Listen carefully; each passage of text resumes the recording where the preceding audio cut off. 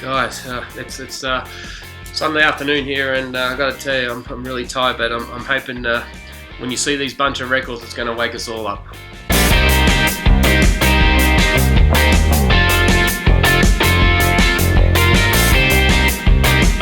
Cheers, Craig Vinyl community. First of all, a shout out to Dave and Michael, aka Naz Nomad. You did a response video to my last video, or my second last video, about my rant about thrift stores, and appreciated all your nice comments about my channel and giving me a bit of a plug. So hello to all my new subscribers. Alright, so I've got about 13 here to show you. It's in random order. There's some absolute beauties here.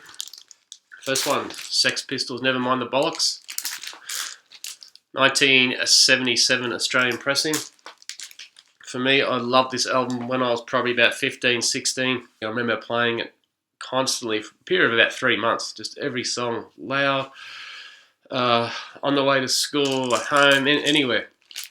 It was a time of your life where this just sounded unbelievable. Still does, but more than you think, great memories. Cheap Trick, All Shook Up. I've got quite a bit of Cheap Trick now, so on Epic label. And this almost completes my Cheap Trick early collection. A couple from Eric Clapton here, 1985 I believe, Behind the Sun. For me coming from a background of say Derek and the Dominoes and Cream and that, a lot of Clapton's solo work is a bit hit and miss for me, and this one unfortunately is a bit of a miss. Eric Clapton, Behind the Sun. But this next one was a hit. Eric Clapton, Money and Cigarettes on the Duck record. So you can see the duck coming off the record. Again, I've just spun side one quite a few times, and every track is a killer. The first 2 or 3 songs are incredible. Fantastic sound, well recorded, engineered. Highly recommend this. This guy here, I don't know a lot about. He's shown a lot in the VC. But for me, I'm just starting to pick up on him a bit. But this is a compilation. It's Tom Waits' Bounce Checks on Asylum Records. The Piano Has Been Drinking. I mean, that is a hilarious song. And if some of you remember, a little while ago, I had a hammock in the vinyl room here, and I'd lie on that, and it was just perfect music for it. Very relaxing. I do have Heart Attack and Vine, an original Australian pressing, which I haven't heard yet. A couple of tracks from that album are on here, so definitely do yourself a favour. Permanent Vacation, Aerosmith. Picked up a couple of Aerosmiths in November. Geffen Records. It's just all good pumping rock that you know I love, so great condition too, beautiful. Simon & Garfunkel, the concert in Central Park. Also on Geffen Records. I have this on DVD as well, which I've listened to, but this is fantastic on vinyl, original pressing of this. And it has an awesome booklet, which I'll show you. And here's some shots from the gig. And a bit about the background. That's Simon & Garfunkel. Great picture here. Some more shots from the gig.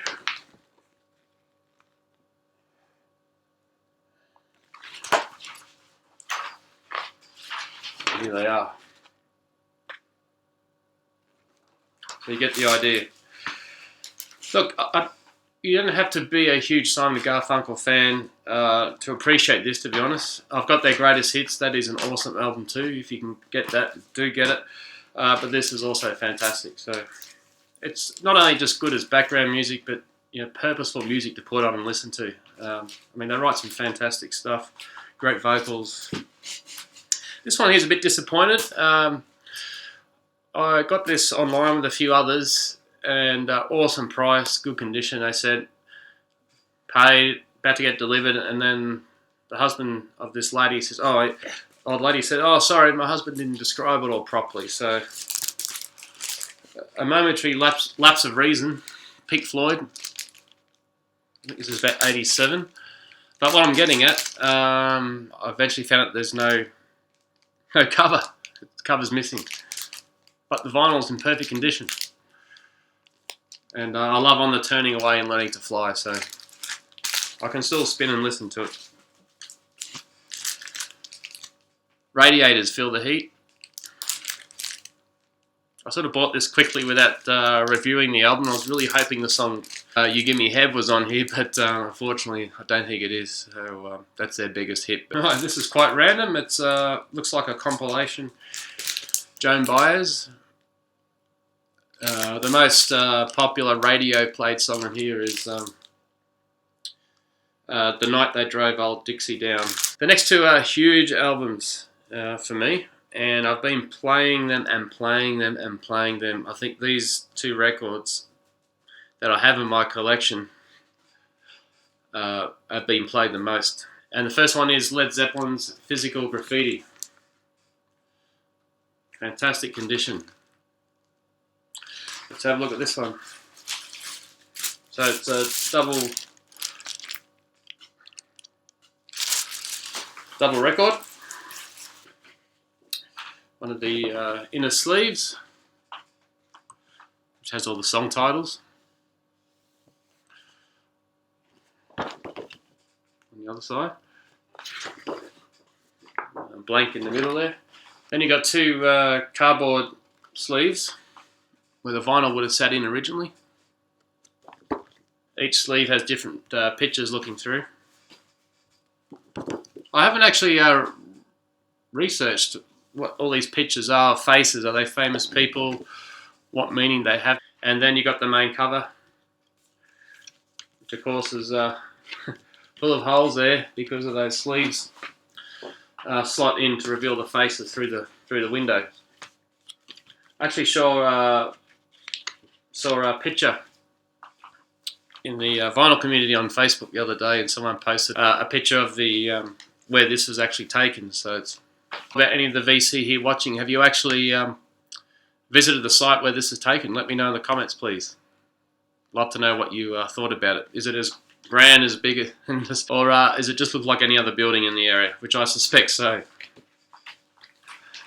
Plenty of good tracks on there. A lot of people refer to Led Zeppelin 1 to 4 as being, you know, the ones everyone knows, but I thought this was brilliant, this album.